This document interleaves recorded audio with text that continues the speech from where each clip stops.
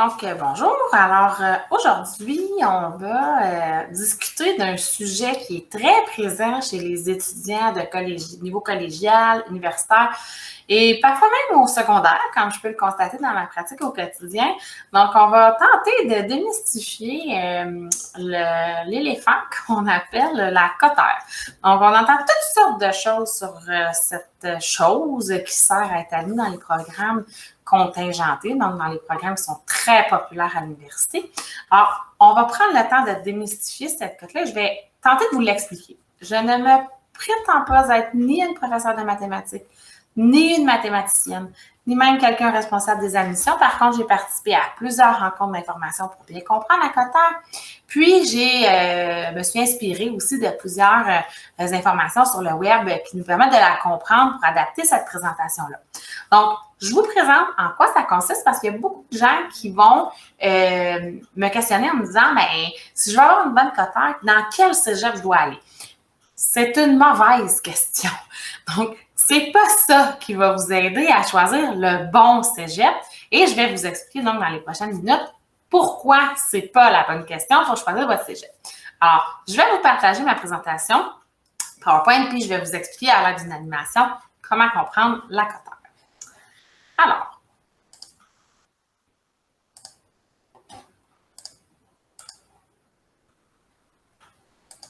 on y va avec la présentation de comprendre la cotère. Alors, comme vous voyez, la cotère est aussi mystère, donc, ou presque. Alors, on y va en commençant pour vous faire peur.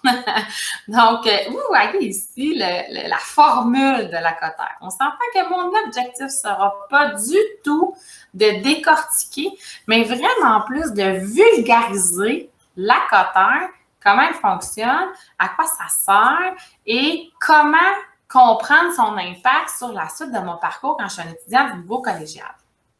Donc, il faut comprendre que la cotère est arrivée dans les années en 1995 et qu'avant la cotère, il y avait la cote Z. Puis dans la cote Z, il y avait un problème. On n'arrivait pas à bien séparer les gens qui étaient forts dans un groupe fort, faibles dans un groupe faible. Alors, c'est de là que viennent les rumeurs comme quoi il faut choisir son cégep en fonction de la cotère. Mais ça n'a pas rapport. Donc, c'est pas comme ça que ça fonctionne. Donc, c'est pour ça aussi que la cotère est venue remplacer la cote Z pour venir avoir une mesure objective des forces des élèves par rapport au groupe dans lesquels ils étudient. Donc, cette rumeur-là, elle a traversé les décennies. Je l'entends encore dans mes rencontres avec les parents, avec les élèves. On va essayer de la faire taire aujourd'hui. Alors, la cotère, elle est faite en deux étapes. Il y a une première cotère qui est un calcul partiel qui va être vraiment juste comparer l'élève par rapport à son groupe. Donc, je compare l'élève par rapport à son groupe. Il est-tu fort ou faible dans son groupe? Donc, ça, ce qu'on va dire, c'est il y a une moyenne, l'élève est en haut ou en bas de la moyenne, puis est-ce que les gens sont tous en tapon dans leurs résultats autour de la moyenne ou ils sont vraiment bien dispersés? Donc ça, c'est la première calcul de la cotère qui est une cotère partielle qu'on ne voit pas nulle part, mais c'est à partir de ça ensuite qu'on va faire des modifications. Alors, l'objectif de la cotère, il faut s'en rappeler, c'est mesurer l'écart entre deux éléments pour nous permettre de récompenser la personne qui a une meilleure performance académique pour être admis dans un programme universitaire.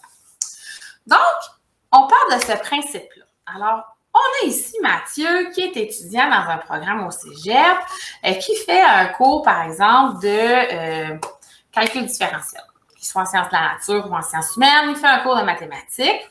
Et on va imaginer ici, donc, que Mathieu, dans son groupe, donc on voit Mathieu à droite et on voit le groupe à gauche. Donc, ce qu'on voit ici, c'est avec l'échelle de force du groupe. Donc, ici, quand on regarde Mathieu avec son groupe d'élèves, ils sont une vingtaine, trentaine, nécessairement, on voit que Mathieu est plus fort, que son groupe est en haut. Donc, supposons ici que Mathieu est 8 points en haut de la moyenne. Il est fort. Hein? On se dit, oui, Mathieu, il est fort. Donc, dans le calcul de la cotère, ce qu'il faut comprendre, c'est que ce qui est établi par le ministère comme une quota moyenne, là, c'est 20. La quota fixée par convention, c'est 25. Donc, ici, on ferait tout simplement pour le premier calcul 25 plus 8, 33. Donc, Mathieu aurait une quota de 33 dans la quota partielle. Le problème ici, c'est que si Mathieu est dans un cégep plus fort, donc, lui, il est le même.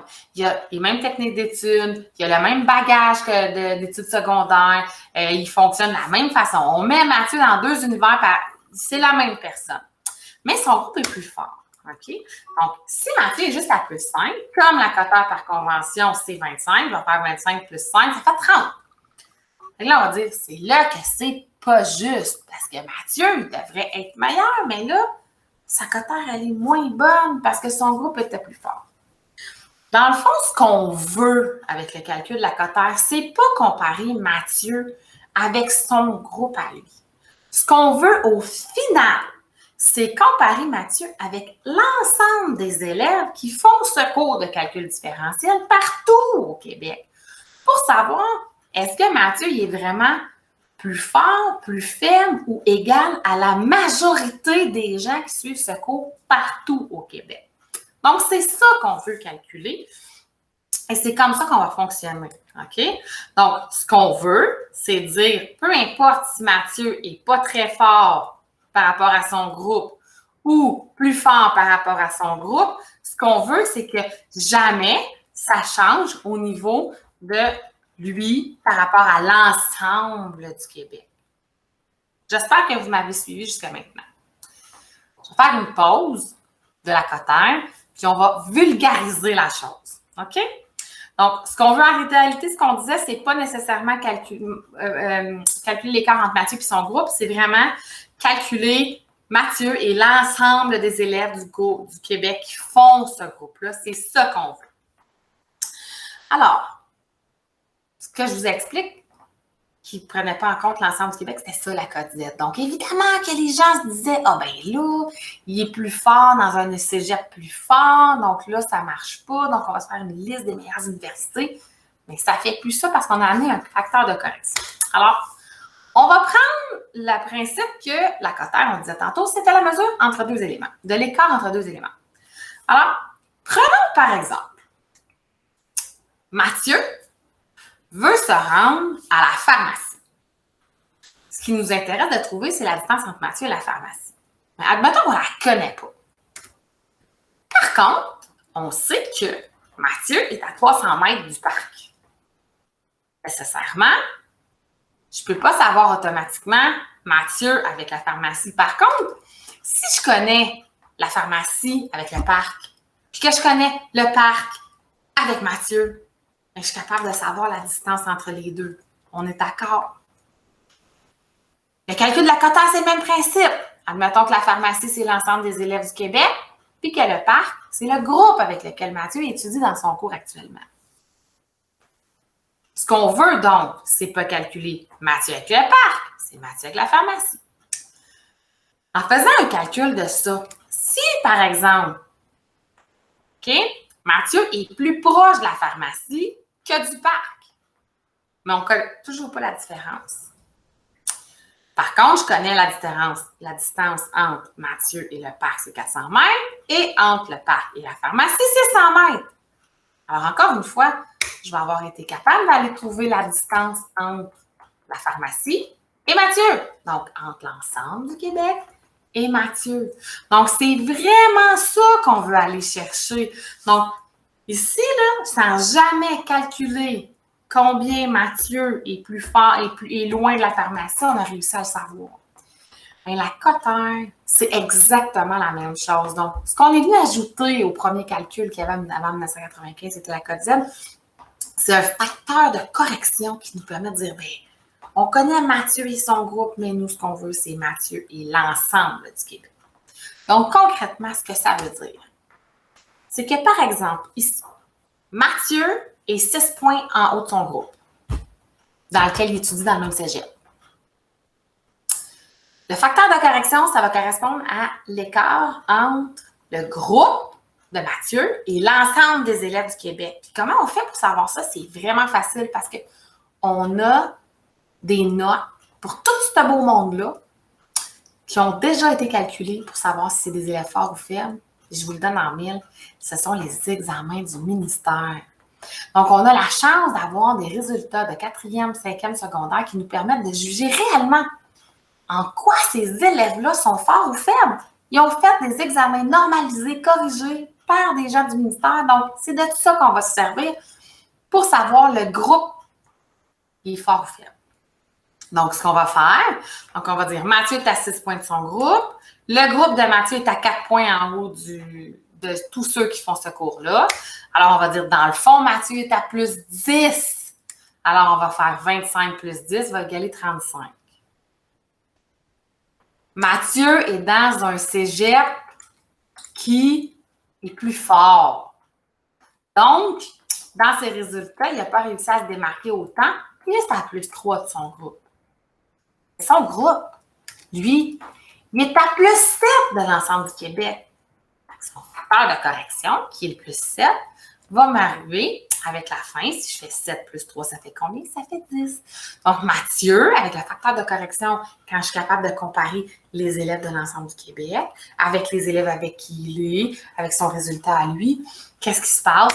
Bien, encore une fois, ma coteur est à 35. Mathieu s'est dit, ah, moi, je vais aller dans un cégep faible pour avoir une meilleure cotère. Bien, si vous m'avez suivi, vous allez comprendre que ça n'a pas rapport, que c'est pas ça l'objectif.